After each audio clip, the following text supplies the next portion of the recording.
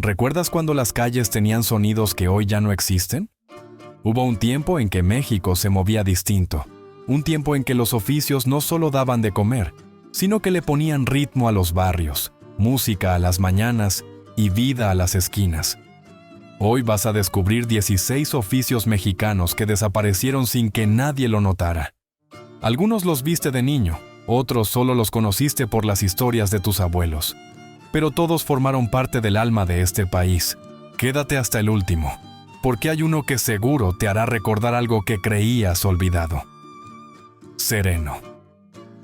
Imagina las calles de México a oscuras, sin postes de luz, sin patrullas, sin el ruido de los coches.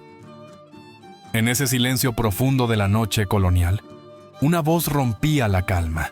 Era el sereno, el guardián nocturno que caminaba las calles cantando las horas y anunciando el clima. Su pregón era inconfundible. Las 11 han dado y sereno, decía con voz grave mientras golpeaba su bastón contra el empedrado. Así, los vecinos sabían que todo estaba en orden y que alguien velaba por su sueño. El oficio llegó desde España en el siglo XVIII y se mantuvo vivo en México hasta bien entrado el siglo XX. En ciudades como Puebla, Guanajuato y la Ciudad de México, el sereno era una figura respetada. Llevaba consigo un farol de aceite, un silbato y a veces un machete para defenderse de los malhechores. Las familias le dejaban propinas en Navidad y los comerciantes le pagaban para que vigilara sus negocios. Era el primer sistema de seguridad que conoció este país, mucho antes de las alarmas y las cámaras. Con la llegada de la electricidad y las primeras patrullas motorizadas, el sereno fue desapareciendo. Para los años 40 ya era un recuerdo en la mayoría de las ciudades grandes, pero en algunos pueblos del Bajío, todavía en los años 60, se escuchaba su voz en la madrugada. Hoy nadie canta las horas en las calles de México, pero quienes lo escucharon de niños jamás olvidaron esa sensación de paz que daba saber que alguien cuidaba la noche. Aguador. Antes de que existieran las tuberías de agua potable, había un hombre que cargaba la vida en sus hombros. Era el aguador, el que llevaba el líquido más preciado de casa en casa, barrio por barrio. En la Ciudad de México del siglo XIX y principios del XX, el aguador era una figura cotidiana. Cargaba 2 enormes cántaros de barro sostenidos por un palo de madera atravesado en la espalda. Su silueta encorvada era común en las calles empedradas del centro histórico. El agua la recogía de las fuentes públicas o de los pozos autorizados. Luego la vendía por centavos a las familias que no tenían acceso directo al vital líquido. En las vecindades, las mujeres lo esperaban con cubetas y ollas, y él vaciaba el contenido con una habilidad que solo daban los años de práctica. En algunos barrios usaban burros para transportar los cántaros más grandes. El sonido de la cerradura sobre el empedrado y el grito del aguador anunciando su llegada eran parte del paisaje sonoro de aquellos tiempos. José Guadalupe Posada, el famoso grabador mexicano, inmortalizó al aguador en varias de sus obras. También aparece en crónicas de Guillermo Prieto y en fotografías del archivo Casasola. Con la expansión de la red de agua potable en los años 30 y 40, el aguador fue desapareciendo de las ciudades. Pero en zonas rurales de Oaxaca y Chiapas, el oficio sobrevivió hasta los años 70.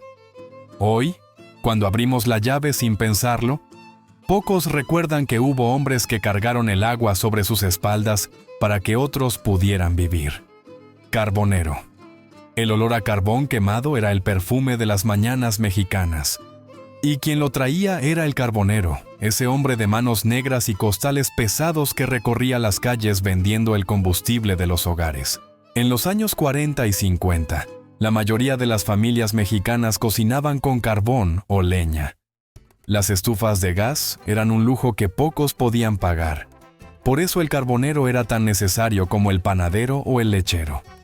Llegaba temprano, antes de que el sol calentara, con su burro cargado de costales negros. Su pregón era corto pero efectivo. «Carbón, carbón, lleve su carbón, gritaba mientras las amas de casa salían con sus cubetas. El carbón se vendía por medida.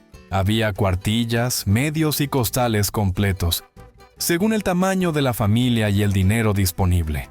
Las señoras revisaban que no estuviera húmedo ni mezclado con piedras, porque eso hacía que no prendiera bien. En los barrios populares de la Ciudad de México, como Tepito, La Merced o Tacubaya, el carbonero era una figura querida. Los niños lo seguían para ver al burro y él a veces les regalaba un pedazo de carbón para dibujar en las banquetas. Con la llegada del gas licuado, en los años 60, el oficio comenzó a extinguirse.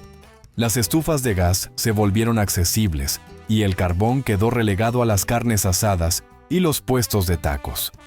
Hoy, el olor a carbón todavía despierta recuerdos en quienes vivieron aquellos tiempos. Un aroma que habla de fogones encendidos, de tortillas recién hechas y de un México que cocinaba con fuego de verdad. Colchonero. Hubo un tiempo en que los colchones no se tiraban, se renovaban, y el encargado de darles nueva vida era el colchonero, también conocido como cardador. Este oficio era común en todo México hasta los años 80.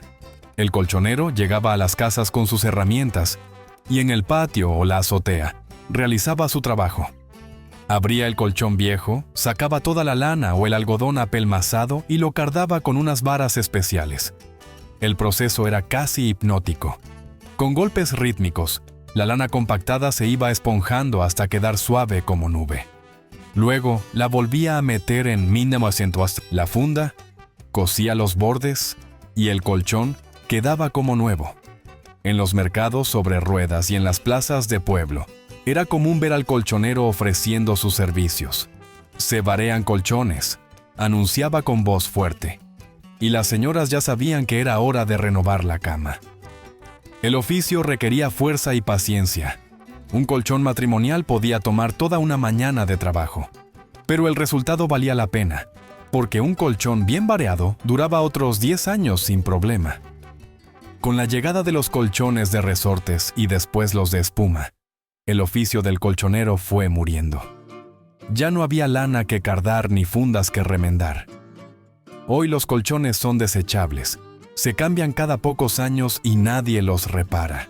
Pero quienes durmieron sobre lana vareada saben que no hay sueño más profundo que el que daba un colchón recién cardado. Estañador. Las ollas de cobre eran el orgullo de las cocinas mexicanas. Brillaban colgadas en las paredes y heredaban de madres a hijas como tesoros familiares. Pero tenían un problema. El cobre sin recubrir podía envenenar la comida. Por eso existía el estañador, el artesano que recubría el interior de las ollas con una capa de estaño para hacerlas seguras. El estañador llegaba a los barrios con su pequeño horno portátil y sus barras de estaño. Instalaba su taller improvisado en la banqueta y las señoras le llevaban sus cazuelas, jarros y sartenes. El proceso era fascinante de ver. Primero limpiaba el cobre con ácido hasta dejarlo brillante. Luego calentaba la pieza sobre las brasas y aplicaba el estaño derretido, que se extendía como mercurio líquido cubriendo toda la superficie. En ciudades como Santa Clara del Cobre en Michoacán, el oficio era especialmente importante. Ahí se producían las mejores ollas de cobre del país y los estañadores tenían trabajo todo el año. El oficio comenzó a declinar en los años 70, cuando las ollas de aluminio y acero inoxidable invadieron los mercados. Eran más baratas y no necesitaban mantenimiento. Hoy, el estañado sobrevive apenas como artesanía para turistas. Las ollas de cobre se volvieron decoración y pocas familias las usan para cocinar. Pero en las cocinas de las abuelas, todavía brillan esos casos antiguos que alguna vez pasaron por las manos del estañador. Cobrador. Si viajaste en camión urbano antes de los años 90, seguro lo recuerdas. Era el hombre que se balanceaba entre los asientos cobrando los pasajes mientras el chofer manejaba.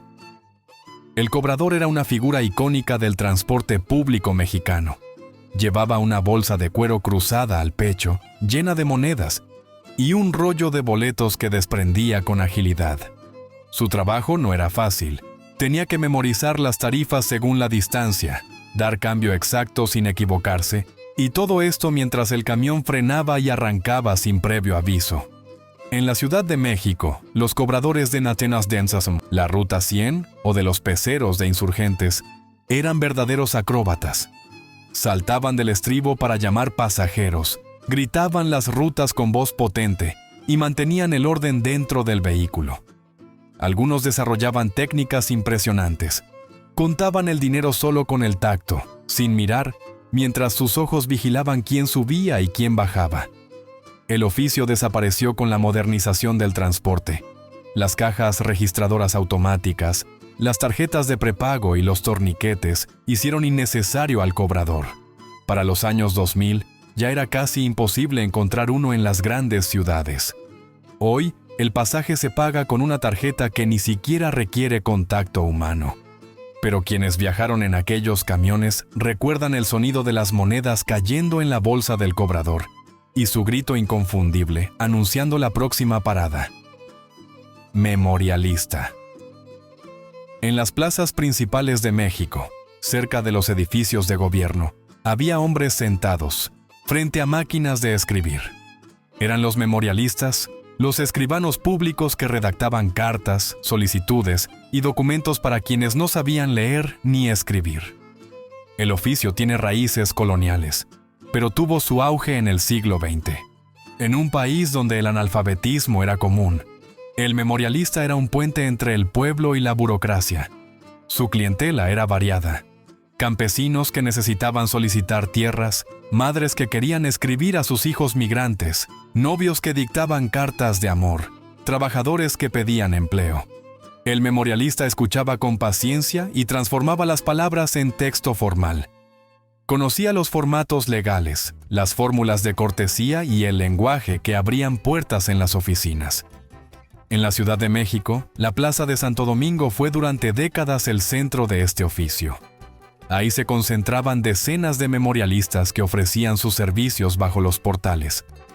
Con el aumento de la alfabetización y la llegada de las computadoras, el oficio fue decayendo. Las fotocopiadoras reemplazaron a las máquinas de escribir, y los trámites se volvieron digitales. Hoy todavía quedan algunos memorialistas en Santo Domingo, pero son más una atracción turística que una necesidad. Sin embargo, representan algo importante. Fueron los guardianes de las palabras ajenas, los que dieron voz escrita a quienes no la tenían. Tlachiquero. En los llanos de Hidalgo, Tlaxcala y el Estado de México, existe una planta sagrada que ha dado de beber a los mexicanos desde tiempos prehispánicos. Es el maguey, y el hombre que extrae su néctar se llama tlachiquero. El tlachiquero es un oficio que viene directamente de los aztecas. Su nombre deriva del náhuatl tlachiqui, que significa el que raspa. Cada mañana y cada tarde, el tlachiquero visita sus magueyes. Con un instrumento llamado acocote, una especie de calabaza alargada, succiona el aguamiel que se acumula en el corazón de 1900 la planta. El proceso requiere años de conocimiento. Hay que saber cuándo el maguey está listo, cómo raspar sin dañarlo, cuánto líquido extraer para que siga produciendo. Un buen tlachiquero puede obtener aguamiel de la misma planta durante meses. El aguamiel se fermentaba para hacer pulque, la bebida sagrada de los antiguos mexicanos. Durante siglos, el pulque fue la bebida más popular del país, y el tlachiquero era un personaje respetado en las comunidades. Con la llegada de la cerveza industrial y las campañas que desprestigiaron al pulque, el oficio comenzó a declinar. Las pulquerías cerraron y los magueyes fueron arrancados para sembrar otras cosas. Hoy, el tlachiquero está casi extinto. Quedan pocos, la mayoría ancianos, que mantienen viva esta tradición milenaria. Cada vez que uno muere, se pierde un conocimiento que tiene más de 1000 años de antigüedad. Fotógrafo. En las plazas, los jardines y las ferias de pueblo, había un personaje que capturaba momentos con una caja de madera. Era el fotógrafo minutero, también llamado fotógrafo de cajón. Su cámara era un aparato enorme, de madera y fuelle, montado sobre un tripié. Pero lo extraordinario era que revelaba las fotos ahí mismo, en cuestión de minutos. El proceso era mágico para quienes lo veían. El fotógrafo tomaba la imagen, metía la mano en una manga negra que había en la parte trasera de la cámara, y dentro de ese espacio oscuro, revelaba la fotografía. Usaba químicos que llevaba en frascos, y el agua la cargaba en cubetas. En menos de 10 minutos, el cliente tenía su retrato en la mano, todavía húmedo. Eran fotos pequeñas, en blanco y negro o sepia, pero para muchas familias eran las únicas que tendrían en su vida. Parejas de novios, soldados que partían al servicio militar, niños en su primera comunión, todos pasaron frente a la cámara del minutero. El oficio floreció desde los años 20 hasta los 70. En lugares como el Zócalo de la Ciudad de México, Chapultepec o las plazas de Oaxaca, los minuteros eran parte del paisaje. Con la llegada de las cámaras instantáneas y después la fotografía digital, el oficio desapareció casi por completo. Hoy nos tomamos cientos de fotos al día con el teléfono. Pero ninguna tiene el valor de aquellas imágenes únicas, reveladas a mano que el minutero entregaba con orgullo. Paragüero. Cuando un paraguas se rompía, nadie pensaba en tirarlo. Se llamaba al paragüero, el artesano ambulante que reparaba sombrillas y paraguas en las calles.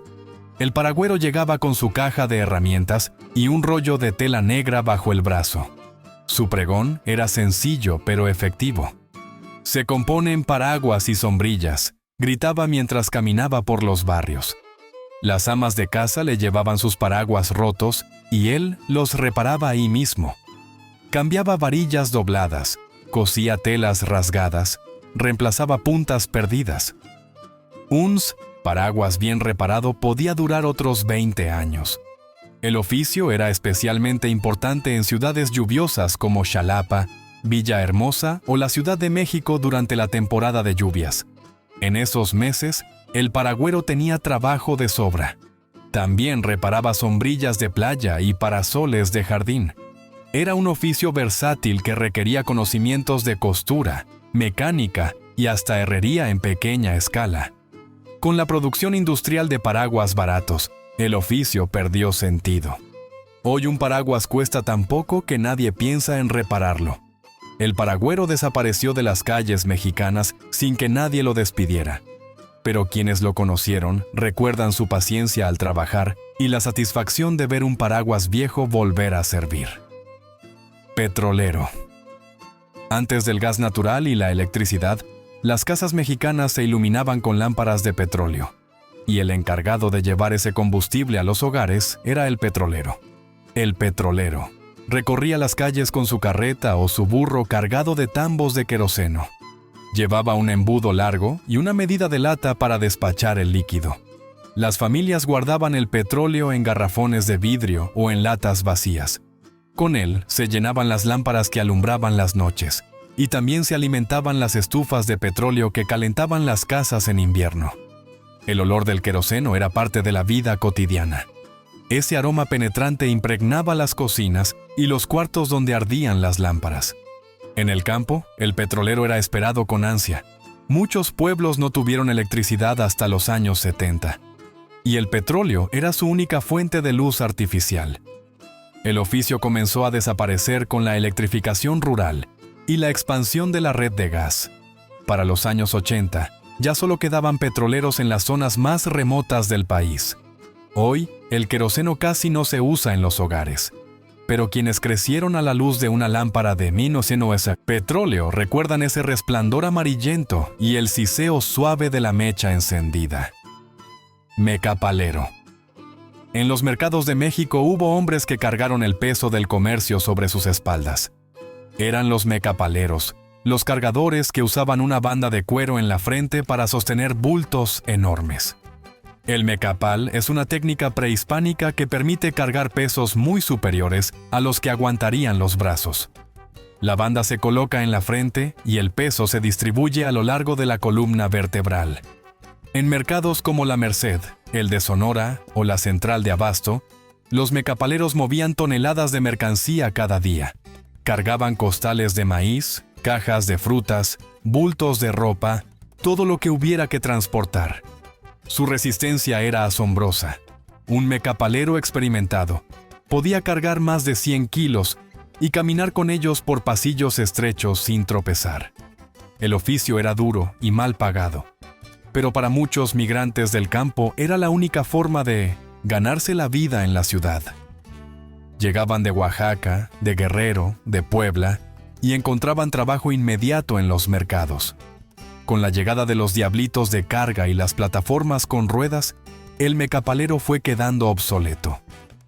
Hoy todavía quedan algunos en los mercados tradicionales, pero son cada vez menos. El mecapal, esa herramienta de 1000 años de antigüedad, está desapareciendo junto con los hombres que sabían usarlo. Hielero. Antes de que los refrigeradores llegaran a los hogares mexicanos, el hielo era un lujo que venía de fuera. Y el encargado de llevarlo era el hielero, ese hombre fuerte que cargaba barras congeladas de casa en casa. El hielero trabajaba para las fábricas de hielo que existían en cada ciudad. Salía temprano en su carreta, con las barras cubiertas de acerrín para que no se derritieran, y recorría los barrios cumpliendo los pedidos. Las familias que podían pagarlo tenían hieleras de madera forradas de metal. Eran los refrigeradores de la época. Unos cajones donde el hielo mantenía frescos los alimentos por 1 o 2 días. El hielero usaba unas pinzas enormes para cargar las barras y un picahielos para cortarlas al tamaño solicitado. Medio bloque, un cuarto, según lo que pidiera la clienta. En las tienditas y las fondas, el hielero era indispensable. Sin él, no había agua fresca, ni refrescos fríos, ni manera de conservar la carne.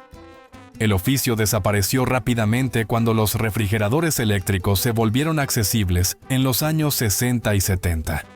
Las fábricas de hielo cerraron y los hieleros buscaron otros trabajos. Hoy damos por sentado que siempre habrá hielo en el congelador. Pero hubo generaciones enteras que esperaban ansiosas el sonido de la carreta del hielero para poder tomar algo frío. Reparador. Antes de los transistores y los microchips, los radios funcionaban con bulbos. Esas pequeñas lámparas de vidrio que se calentaban y producían un sonido cálido e inconfundible. El reparador de radios era el técnico que mantenía vivos esos aparatos. Tenía un taller lleno de piezas, herramientas y el olor característico del estaño derretido. Cuando un radio dejaba de funcionar, no se tiraba. Se llevaba con el reparador, que lo abría, revisaba los bulbos uno por uno y encontraba el problema. A veces era un bulbo quemado, a veces un capacitor dañado, a veces solo un cable suelto. El reparador tenía el conocimiento para diagnosticar y arreglar cualquier falla. En los años 40 y 50, el radio era el centro del hogar. Alrededor de él se reunía la familia para escuchar las radionovelas, las noticias o los partidos de fútbol. El reparador de radios era un personaje importante en el barrio. Todos sabían dónde encontrarlo y confiaban en sus manos para devolver la voz al aparato querido. Con la llegada de los radios de transistores en los años 60 y después los aparatos desechables, un oficio murió. Ya nadie repara radios porque nadie hace radios que valga la pena reparar. Hoy, el sonido de los bulbos calentándose es solo un recuerdo para los audiófilos. Pero quienes crecieron con esos radios saben que ningún sonido digital iguala la calidez de aquellas voces que salían entre chasquidos y estática. Billetero. Durante casi un siglo, las calles de México estuvieron llenas de hombres y mujeres que vendían sueños. Eran los billeteros de la Lotería Nacional, los que ofrecían la esperanza de hacerse rico con un solo número. El billetero caminaba por los barrios, los mercados y las cantinas con su tablero lleno de fracciones. Conocía a su clientela, recordaba qué números les gustaban y apartaba los de la suerte. Su pregón era melodioso. Para hoy, lleve su billetito de lotería. Cantaba mientras mostraba los cachitos coloridos. Los mexicanos tenían fe en la lotería. Compraban fracciones con fechas de cumpleaños, con números soñados. con combinaciones que algún vidente les había revelado. El billetero no solo vendía, también compraba billetes premiados. Si alguien ganaba pero no podía ir a cobrar, el billetero le daba el dinero ahí mismo, con una pequeña comisión. El oficio fue decayendo con la llegada de las terminales electrónicas y la competencia de otros sorteos. Cada vez menos gente compra lotería tradicional y los billeteros son cada vez más escasos. Todavía quedan algunos, sobre todo en el centro de las ciudades grandes, pero ya no tienen el ejército de vendedores que antes recorría cada rincón del país. El billetero fue más que un vendedor. Fue el portador de ilusiones, el que repartía la posibilidad de que mañana todo fuera diferente. Ropavejero. ¿Recuerdas que te mencioné que el último te haría trasladarte a tu infancia? Se trata de todos los pregones que llenaron las calles de México porque ninguno fue tan reconocible como el del ropavejero. Esa grabación que salía de una bocina destartalada anunciando que compraban colchones, tambores, refrigeradores o algo de fierro viejo que vendieran. Pero antes de las grabaciones, el ropavejero era un oficio de carne y hueso. Hombres que recorrían los barrios con su carreta o su triciclo, comprando todo lo que la gente ya no quería. El ropavejero original compraba ropa usada, de ahí su nombre. Pero con el tiempo amplió su negocio a muebles viejos, electrodomésticos descompuestos, fierros, plásticos, todo lo que tuviera algún valor de reventa. En las vecindades, su llegada era un acontecimiento. Las señoras bajaban con bolsas de ropa vieja, sillas rotas, planchas que ya no servían. El ropavejero revisaba todo, ofrecía un precio y regateaba hasta llegar a un acuerdo. Era un oficio de reciclaje antes de que existiera esa palabra. Nada se desperdiciaba porque todo tenía un comprador. Hoy, el ropavejero tradicional casi ha desaparecido. Lo que queda es la grabación, ese audio repetitivo que todavía se escucha en algunos barrios. Pero la persona detrás del pregón, el que sabía distinguir la ropa buena de la mala y ofrecer un precio justo, ese ya casi no existe. Se fue con los barrios de antes, con las vecindades que se volvieron edificios, y con un México donde todo se usaba hasta que de verdad ya no servía. Cada oficio que desaparece se lleva consigo un pedazo de nuestra historia. Los sonidos, los pregones, las figuras que llenaban las calles, todo eso formaba el tejido de la vida cotidiana. Estos 16 oficios no murieron de golpe. Se fueron apagando poco a poco, como velas que nadie sopló pero que igual se consumieron. Y sin embargo, siguen vivos en la memoria de quienes los conocieron, en el recuerdo del abuelo que cuenta cómo era el hielero, en la nostalgia de quien todavía escucha el pregón del afilador en sueños. ¿Cuál de estos oficios recuerdas haber visto de niño? Comparte este video con alguien que también creció en ese México de antes. Y si quieres seguir recordando, dale me gusta y suscríbete para que estos recuerdos no se pierdan.